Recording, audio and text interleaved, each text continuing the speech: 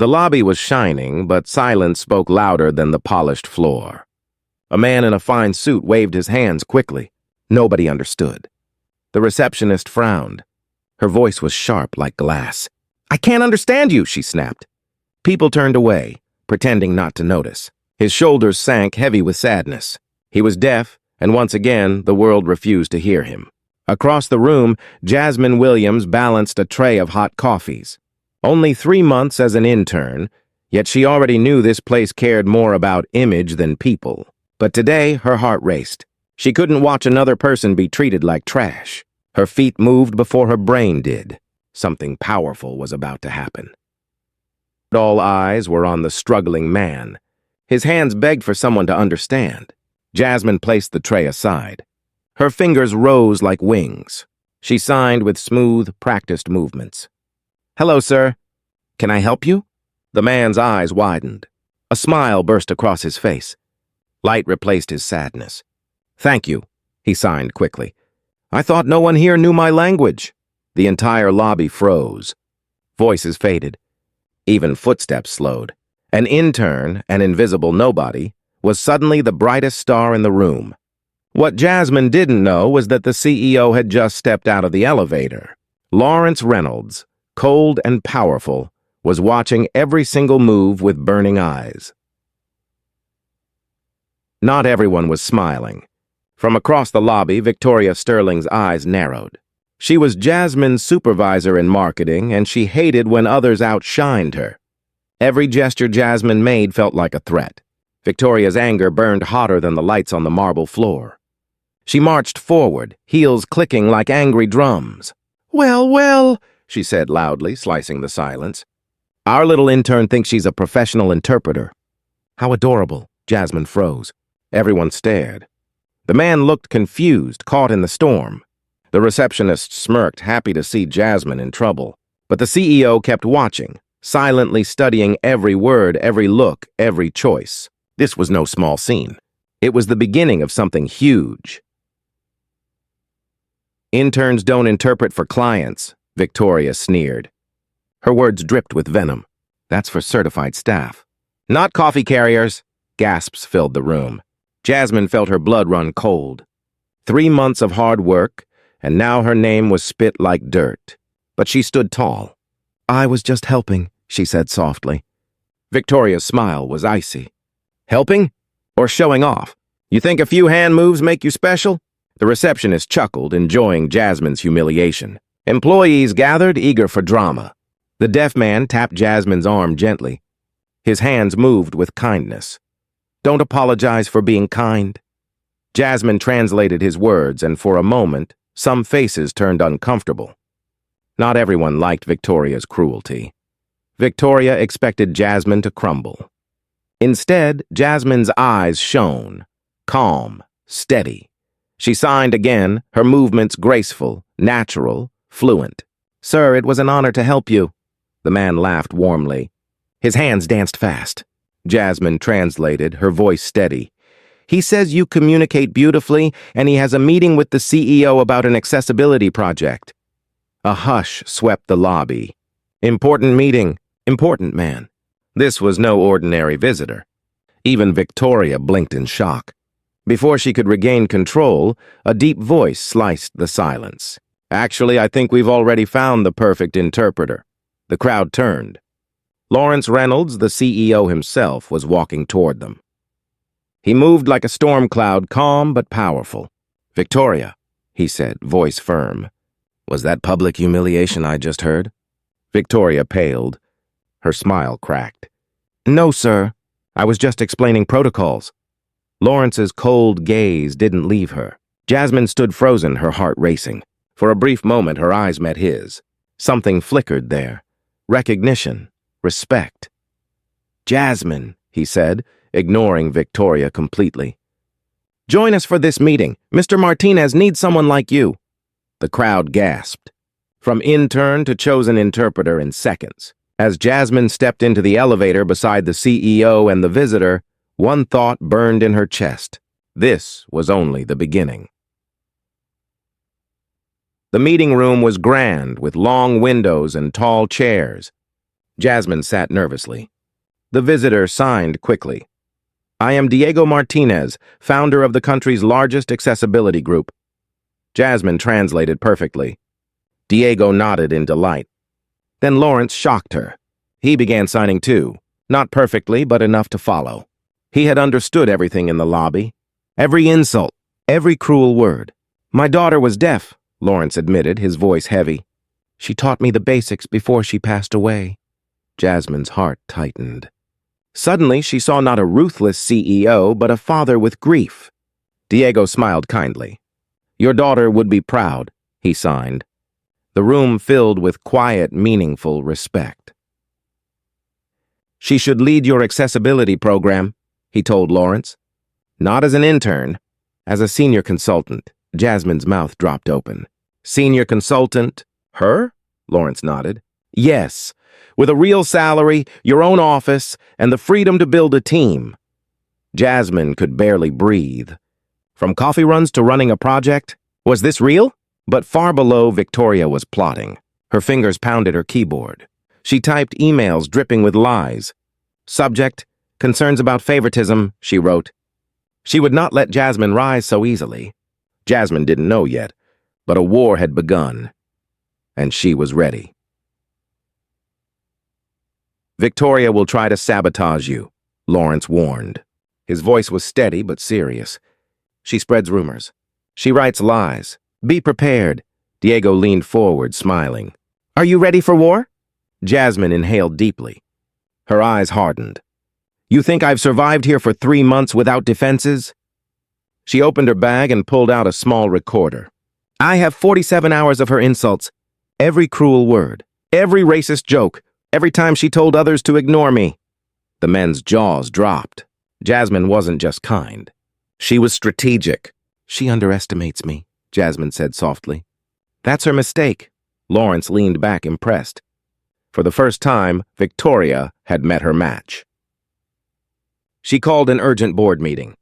With a smug smile, she pointed at Jasmine. This girl was promoted in 24 hours. No qualifications. Pure favoritism. The room grew tense. Lawrence sat still, his sharp eyes watching quietly. Jasmine pressed a button. A recorder clicked. Victoria's own voice filled the room. Diversity hires are useless. Interns like her should know their place. Faces hardened. Victoria panicked. That's taken out of context.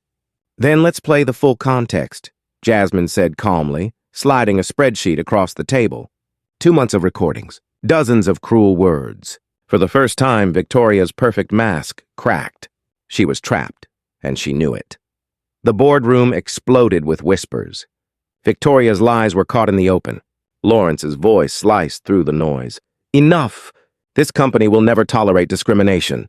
His words echoed like thunder. Victoria tried to speak, but her tongue tangled. Every face in the room glared with disappointment. Jasmine sat calmly, her heart pounding with triumph.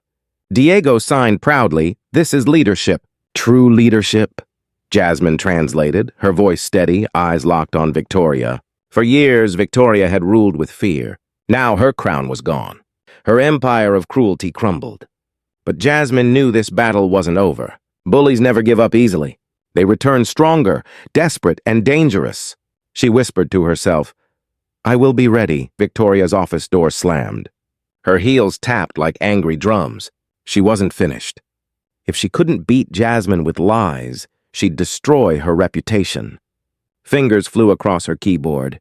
Fake reports, twisted numbers, anonymous complaints. Let's see how perfect she looks now, Victoria hissed. But Jasmine wasn't blind. Late that night, she stayed at her desk. Her eyes scanned every document carefully. Wrong dates, wrong figures, a pattern of sabotage. She smiled, calm and confident. You're clever, Victoria, but not clever enough. Jasmine gathered every false file into a folder. One more piece of evidence, one more weapon for the truth. The battle lines were drawn. Tomorrow, the real war would begin. Jasmine didn't walk in alone. Beside her was Diego, smiling like a proud general. Behind them, 3 interns she had helped over the months. We believe in you, they whispered. Her small kindnesses had planted seeds of loyalty. Together they carried evidence, emails, recordings, files. Every move Victoria made was exposed. In the break room, whispers turned into cheers. "Did you hear?" She caught Victoria red-handed. Victoria entered, face pale but still defiant. Jasmine looked straight at her. "This isn't just me anymore. It's us." For the first time, Victoria realized the truth. Jasmine had built something stronger than power. She had built trust, and trust never breaks. Hundreds of employees gathered. Victoria marched on stage first, her voice sharp. "This intern is unqualified. She's destroying this company!" Gasps spread. Then Jasmine stepped forward, calm, brave. She held up a folder. "Shall we listen?" She pressed play. Victoria's voice filled the hall. "I'll crush her before she takes my place." The room erupted. Eyes turned cold. Some employees booed. Others whispered angrily. Victoria froze under the storm of judgment. Lawrence stood, his voice like steel. "We do not destroy people who try to make the world better." The stage shook, not from sound, but from truth. Jasmine hadn't just survived, she had won hearts. The applause thundered like rain. Lawrence raised his hand. "From this day, Jasmine Williams will lead the Accessibility and Inclusion Department." Jasmine gasped. Her own department? Her own team? The dream was real. Employees stood clapping and cheering. Even those who once doubted her now admired her courage. Victoria tried to slip away quietly, but whispers followed her like shadows. She was no longer feared, only pitied. Diego signed proudly, "Your future is bright." Jasmine translated, her voice trembling with emotion. For once, she believed it herself. From intern to leader, Jasmine had climbed a mountain, but she knew every mountain has another peak beyond, and she was ready to keep climbing. Jasmine's first day as department head began with a whiteboard full of dreams. Braille menus in cafeterias, captioned training videos, a hotline for employees with disabilities.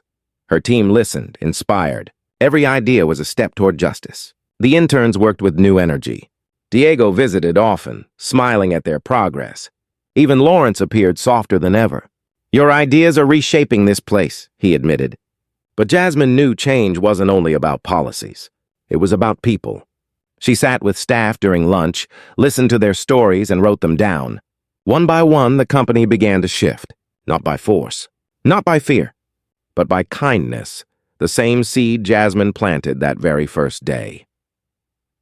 But villains rarely vanish quietly. Late one night, Victoria met with a rival company. She whispered lies into their ears. "Jasmine is unstable. Her project will fail. Invest in us instead."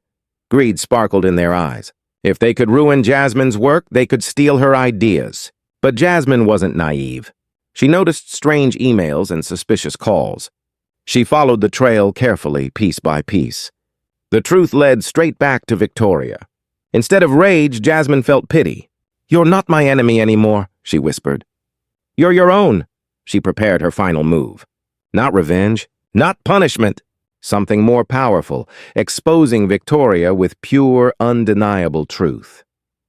The next morning, Jasmine held a press conference.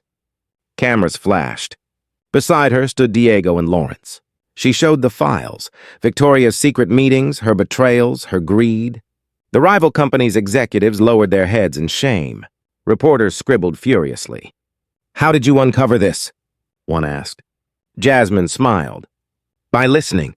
By paying attention. By never underestimating people others ignore." The story spread like wildfire. Headlines screamed, "Intern defeats corporate bully." Victoria's career collapsed overnight. She left the building alone, swallowed by silence. But Jasmine didn't cheer. She simply whispered, "Justice isn't about winning. It's about healing." And with that, she turned back to her team, ready for what came next. Months passed. The office didn't look the same anymore. Posters read "Inclusion Matters." Meeting rooms had sign language interpreters. Elevators spoke and beeped for all. Employees felt seen, heard, respected. Jasmine walked the halls, no longer carrying coffee, but carrying hope. People stopped her to say thank you. Some even cried. Lawrence smiled as he watched her. "You've done what I could not," he admitted. "You turned a company into a family." Diego nodded proudly. This is only the beginning. The world needs more leaders like you. Jasmine's heart swelled. She was no longer the quiet intern. She was a voice for thousands, echoing louder than anyone could silence. Chapter 20. The Legacy Begins. The story of Jasmine Williams spread far beyond the company walls. Schools invited her to speak. TV shows called her a hero. Parents told their children her tale at bedtime, the intern who changed everything. Standing on stage at a global conference, Jasmine looked out at thousands of faces. She remembered the man in the lobby, the cruel laughter, the humiliation, and then she remembered the smile when kindness broke through. She raised her hands and signed the words, "Inclusion is love. Love is power." The crowd roared in applause. A tear slid down Jasmine's cheek. This wasn't the end of her story. This was the first chapter of her legacy.